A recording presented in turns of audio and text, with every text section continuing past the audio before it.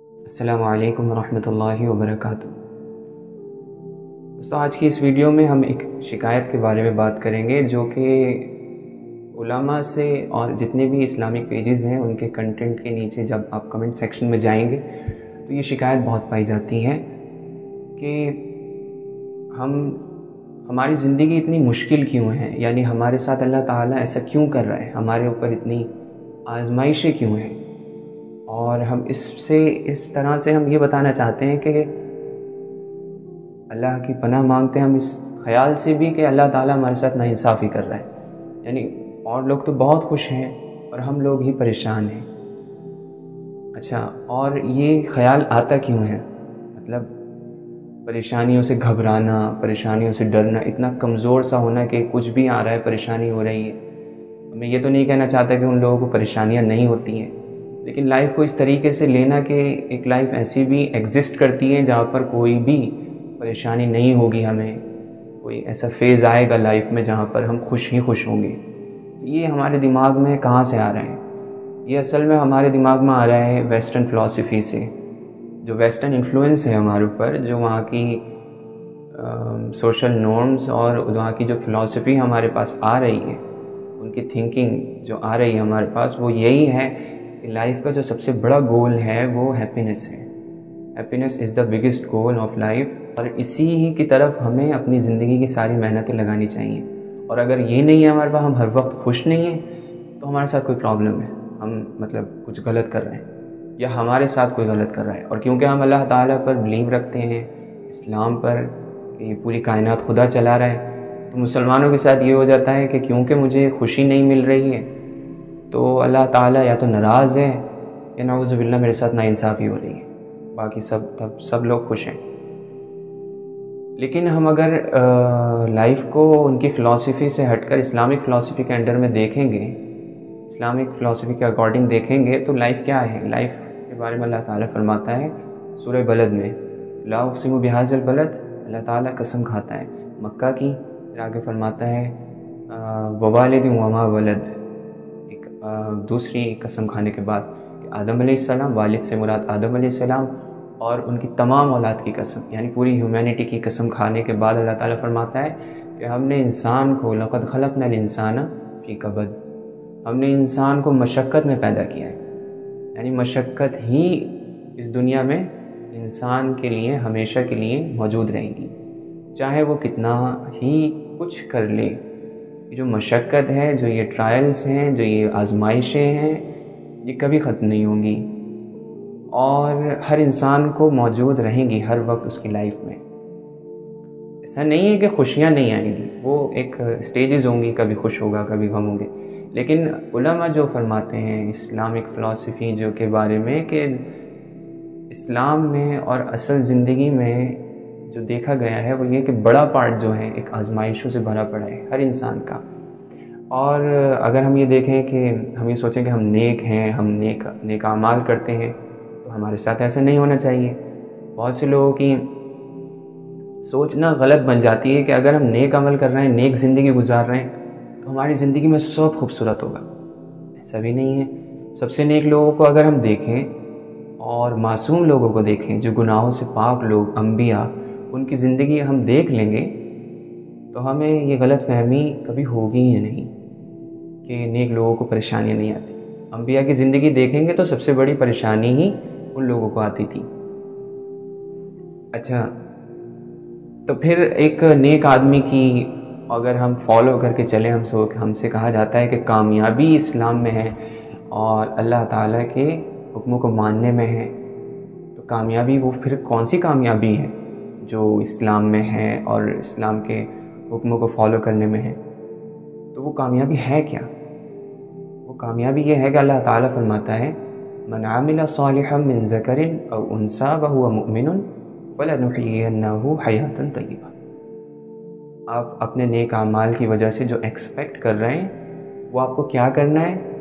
وہ یہ نہیں کرنا ہے کہ آپ کو ایک سکون کی، ہر وقت ہنستے کھیلتے والی ایسی زندگی نصیب ہو جائے گی، آپ کو ایک پاک زندگی نصیب ہو جائے گی۔ فَلَنُحْيِيَنَّهُ حَيَاةً طَيِّبَةً، جو شخص نیک عمل کرے، مرد ہو یا عورت، اور پھر دوسری شرط کیا ہے اس کی؟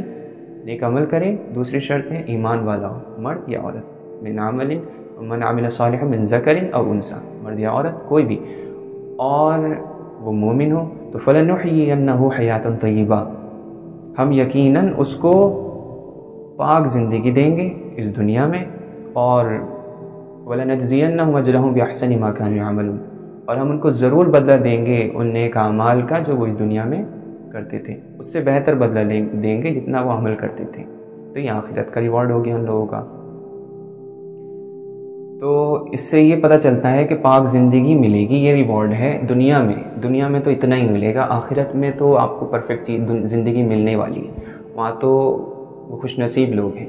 وَأَمَّا الَّذِينَ سُعِدُوا فَفِي الْجَنَّةِ خَالِدِينَ فِيهَا، تو وہ لوگ جو خوش نصیب ہیں وہ جنت میں ہوں گے، تو ان کو تو ہمیشہ کی خوشی، ہر چیز جو آپ سوچ سکتے ہیں اس سے بڑھ کر وہاں ملے گا۔ دنیا میں ایک پاک زندگی ملے گی، تو آپ پاک زندگی کو پتہ کر لیتے ہیں وہ کیا ہے۔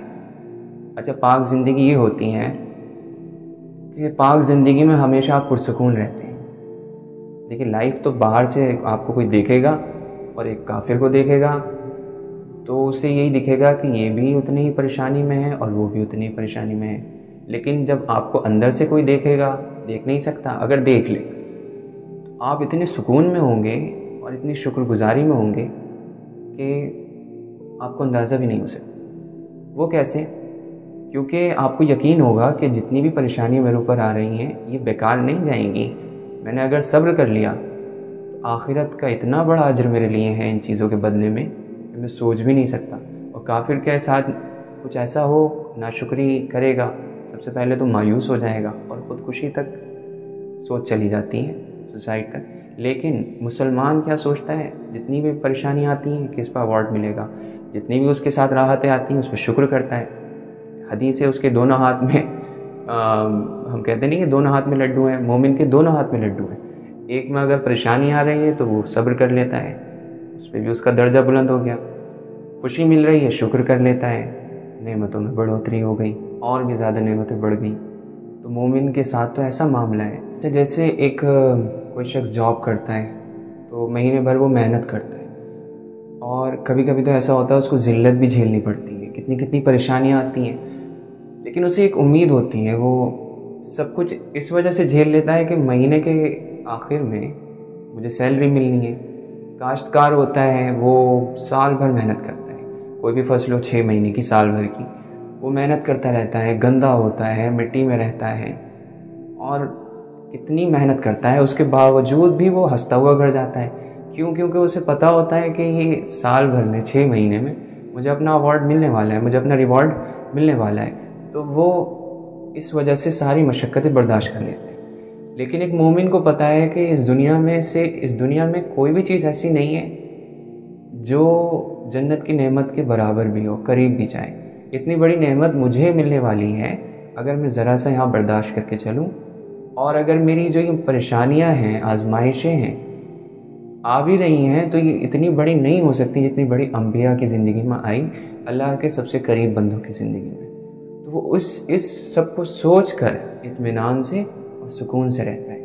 پھر ایسے بندے کی زندگی پاک اس لیے بھی ہوتی ہے کیونکہ آپ اس کو کسی گندی جگہ پر نہیں دیکھیں گے، ایسی جگہ پر جہاں پر لوگ، معاشرہ، ایک ڈیسنٹ لوگ جنہیں کہتے ہیں، وہ آپ کو دیکھ کر برا مانیں، گھن کھائیں آپ سے، ان کا ضمیر آپ کو برا جانے، آپ کا ضمیر آپ کو ملامت کرے، ایسی جگہ پر ایسا مومن بندہ نہیں پایا جاتا۔ فحاشی کی جگہ پر، گالی گلوچ کی جگہ پر، اور غلط کاموں کی جگہ پر، اور اللیگل کاموں کی جگہ پر، کیونکہ وہ اللہ کی مان کر چلتا ہے تو اس کی زندگی پاک ہو جاتی ہے ان چیزوں سے۔ تو ایسی زندگی ملتی ہے، سکون کی زندگی ملتی ہے۔ اور اللہ تعالیٰ فرماتا ہے کہ جیسے ہم لوگ یہ جانتے ہیں کہ ایک ہیپینس اور خوشی کو ایک گول سا بنا دیا گیا ہے ہمارے لیے، تو ہمارے لیے اصل گول ہونا کیا چاہیے؟ تو اللہ تعالیٰ نے ہمارا گول، ہمارا مقصد ہمیں بتا دیا ہے۔ وَمَا خَلَقْتُ الْجِنَّ وَالْإِنسَ إِلَّا لِيَعْبُدُونِ، میں نے انسانوں کو اور جناتوں کو اپنی عبادت کے لیے بنایا ہے، ٹھیک؟ اس لیے نہیں بنایا ہے کہ وہ اپنی خوشیاں اور اپنا ہی ڈھونڈتے رہیں ہر وقت۔ دنیا میں تو انہیں میرا کام کرنا ہے، آخرت میں نے ان کی خوشی کا انتظام کر رکھا ہے، پھر وہ میرے مہمان ہوں گے، میں ان کا میزبان ہوں گا، جنت میں اللہ تعالیٰ ہمارا میزبان بنے گا، ہم اس کے مہمان بنیں گے۔ تو اگر وہ ریوارڈ پانا ہے اور وہاں پہنچنا ہے تو دنیا میں تو عبادت کرنی ہے اللہ کی۔ دنیا میں عبادت سے کیا مراد ہے؟ دیکھیں، نماز، روزہ، زکوٰۃ، حج، جتنے بھی ارکان ہیں اور نفلی عبادات ہیں، صدقہ خیرات، یہ تو کرنی ہے۔ اور یہ کرنا کس لیے ہوتی ہے کہ ہماری پوری زندگی، جو ان کے علاوہ جو پارٹ ہے زندگی کا بڑا پارٹ، اس میں بھی عبادت کرنے لگے ہم اللہ کی۔ کیونکہ اللہ کی عبادت کا مقصد یہ ہے کہ عبادت کا مطلب ہوتا ہے بندگی کرنا، غلامی کرنا، اطاعت کرنا، ماننا باتوں کو۔ تو وہ کیسے ہوگا کہ ہر جگہ ہم اللہ کی مان کر چلیں، جیسا اس نے لائف سٹائل ہمیں دیا ہے اس کے تحت چلیں۔ تو یہ ہمارا مقصد ہوگا۔ جب ویسے چلنے لگیں گے تو زندگی ویسے ہی پاک ہو جائے گی، ویسے چلنے لگیں گے تو ایمان اتنا مضبوط ہو جائے گا کہ کوئی بھی آزمائش، کوئی بھی پریشانی ہمیں پریشان نہیں کرے گی۔ ویسے چلنے لگیں گے تو ہمارے دل میں انبیاء کی محبت آ جائے گی، ویسے چلنے لگیں گے تو اس کے نیک بندوں کی محبت آ جائے گی۔ پھر ان کی زندگی سے ہمیں عبرت حاصل ہوگی، وہ یہ کہ ان کی زندگی میں کتنی پریشانیاں ہیں، جب بھی انہوں نے کتنے بڑے بڑے مقام حاصل کیے اور اللہ نے ان کا نام کیا۔ اس دنیا سے چلے گئے پھر بھی ان کو یاد کرنے والے زندہ ہیں اور قیامت تک زندہ رہیں گے۔ تو اتنی پاک اور صاف زندگی بھی ان کو اللہ نے دے دی۔ یہ نہیں کہ آزمائشیں آئیں تو پھر ان کی زندگی کچھ تھی نہیں، ایسی زندگی تھی کہ لوگ مثالیں دیتے ہیں اب تک، اور وہ ہمارے رول ماڈل ہیں اور سب کچھ ہیں، اور ان کا نام اب تک ایسا ہے کہ بلند ہے۔ آپ صلی اللہ علیہ وسلم کے بارے میں فرماتا ہے وَرَفَعْنَا لَكَ ذِكْرَكَ۔ خیر، ان کی تو مثال ہی دینا بہت اعلیٰ مثال ہے ہم لوگوں کے حساب سے۔ صحابہ کی دیکھ لیں، ہم لوگ صحابہ کے نام اب تک زندہ ہیں، ان کی مثالیں دی جاتی ہیں۔ وہ صرف اس لیے تھا کہ وہ ہماری طرح روتے نہیں تھے۔ ہم رونے لگتے ہیں، ہم لوگ اللہ پر سیدھی انگلی اٹھا دیتے ہیں، نعوذ باللہ۔ ہم لوگ یہ کہنے لگتے ہیں ہمارے ساتھ ناانصافی ہو گئی، کیونکہ ہم نے صحابہ کی زندگیاں نہیں پڑھی ہیں۔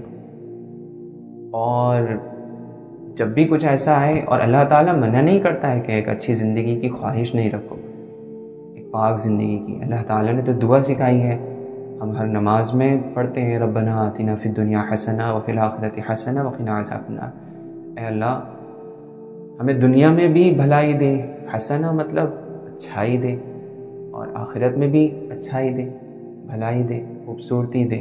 حسن معنی حسن، خوبصورتی کو کہتے ہیں۔ تو ایسی چیزیں جو خوبصورت ہوں، اچھی ہوں، ایسی زندگی دے۔ تو دنیا میں مانگنا تو ہے، لیکن آزمائش آئے تو پھر کس طرح سے سوچنا ہے، شکایتیں نہیں کرنی ہیں جا جا کر ہر جگہ، اور اللہ پر نعوذ باللہ انگلی نہیں اٹھانی ہے اس کی محبت پر۔ وہ جو ہے وہ ہمیں پرکھتا رہتا ہے، کیونکہ ہم جب جس درجے پر ہیں ابھی، اس سے اوپر بھی تو لے کر جانا ہے۔ اور وہ اگر ایسے ہی لے جائے گا تو سب بندے شکایت کریں گے اس سے کہ تو نے اس بندے کو اونچا درجہ دیا، کس وجہ سے دیا؟ وہ کہے گا کہ میں نے اس کو آزمایا تھا، اس نے صبر کیا، مجھے یاد کیا، آزمائش کو ایک موقع سمجھا میرے قریب ہونے کا، تو میں نے اس کو ایسا مقام دے دیا۔ جنت میں ہی مرتبے ہیں، اللہ تعالیٰ ہمیں جنت نصیب فرمائے، جنت الفردوس نصیب فرمائے، لیکن اس کے لیے محنت کرنا پڑتی ہے، آزمائشوں پر صبر کرنا پڑتا ہے، شکایت سے اپنی زبانوں کو روکنا پڑتا ہے۔ اور چونکہ ہم انسان ہیں اور کمزور ہیں، تو پھر ہم کبھی کبھی شکایت کرنے لگتے ہیں، لیکن پھر اس کے لیے توبہ کرنی چاہیے۔ کچھ لوگ تو بغاوت پر اتر آتے ہیں، بہت سے کمنٹس ہوتے ہیں، بغاوت نظر آتی ہے اس میں سے۔ خیر، اللہ تعالیٰ ہم سب کو ہدایت دے، ایسا نہیں کرنا چاہیے۔ اچھا، اور ہمارا ہونا کیا چاہیے نا کہ ہر انسان کی آزمائشیں ہیں، تو جو بھی حالات ہیں، ہمارا گول یہی ہونا چاہیے کہ اس میں بہتر سے بہتر اللہ کی عبادت کر کے اس دنیا سے چلے جائیں۔ جو بھی حالات ہمارے سامنے ہیں، عبادت کا مطلب یہ نہیں ہے کہ کوئی 100 نفل پڑھ رہا ہے، دوسرے نے 50 پڑھ لیے تو 100 والا جیت ہی جائے گا اس سے۔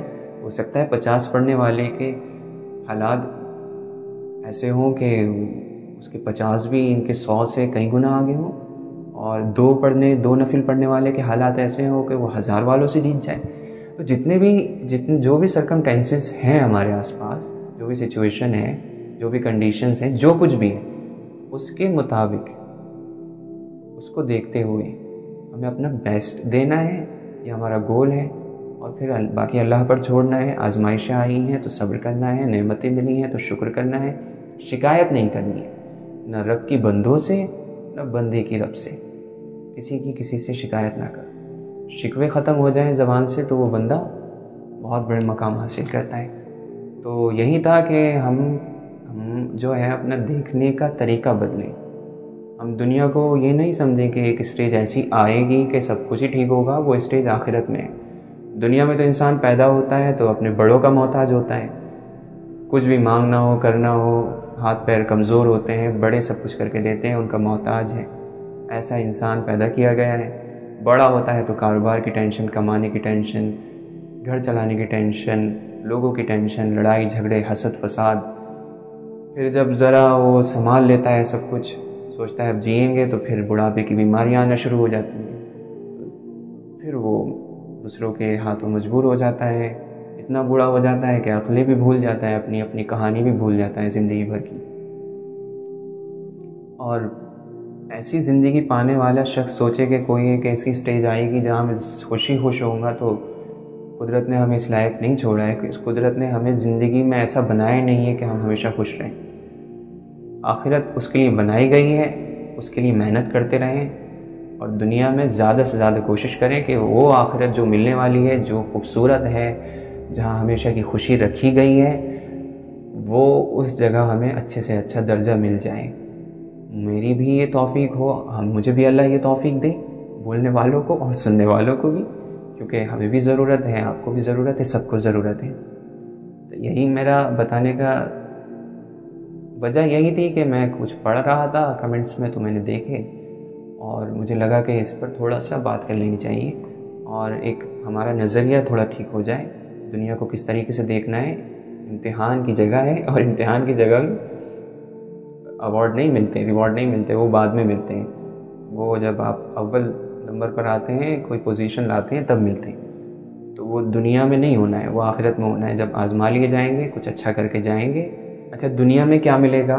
امتحان کی جگہ پر تو کچھ بھی نہیں ملتا، لیکن یہاں پر اللہ تعالیٰ نے اتنا کرا ہے کہ دنیا میں آپ کو سکون ملے گا، اطمینان ملے گا، لوگوں میں عزت ملے گی، اس کے نیک بندوں کی محبت ملے گی اور آپ کا نام ہوگا۔ چاہت نہیں کرنی ہے نام کی کہ میرا نام ہو، لیکن اللہ تعالیٰ کر دیتا ہے۔ اللہ تعالیٰ اپنے نیک بندوں کے دل میں آپ کی محبت ڈال دے گا اور بھی اتنا کچھ ہوگا۔ ہمارے سامنے مثالیں ہیں انبیاء کی، صحابہ کی، اس کے نیک بندوں کی، اولیاء کی، شہداء کی، صالحین کی۔ دیکھیں نا ان کی زندگی کیسی مثالی زندگی ہے، تو ویسی زندگی ملے گی اور آخرت کی بھی عزت ملے گی، جو اصل حقیقی عزت ہے، جو اللہ کے سامنے اس کے فیصلے کے بعد ملنے والی عزت ہے، وہ کبھی چھن نہیں سکتی۔ خالدین فیہا، جنت میں بھی، اور اللہ نہ کرے دوزخ میں بھی ہمیشہ رہنے والے ہیں، اور جنت میں بھی۔ اللہ تعالیٰ ہمیں جنت کا رہنے والا بنائے اور دوزخ سے بچنے کے انتظام ہمارے لیے کر دے، توفیق دے دے کہ ہم ایسے اعمال کریں جو دوزخ سے ہمیں بچا لیں، جنت میں داخلہ کرا دیں، اور شکایت سے ہمیں اللہ تعالیٰ بچا لیں، اور شکر کرنے والا اور ہر نعمت پر اس کے شکر کرنے والا، صبر کرنے والا بنائے۔ اللہ تعالیٰ سے دعا ہے کہ وہ ہم سب کو ان سب باتوں پر عمل کی توفیق عطا فرمائیں۔ جو باتیں غلط نکل گئی ہوں ان کو ہمارے دل سے مٹا دیں، اور جو فائدہ مند باتیں ہیں ان پر مجھے بھی اور ہم سب کو عمل کی توفیق عطا فرمائیں۔ السلام علیکم ورحمۃ اللہ وبرکاتہ۔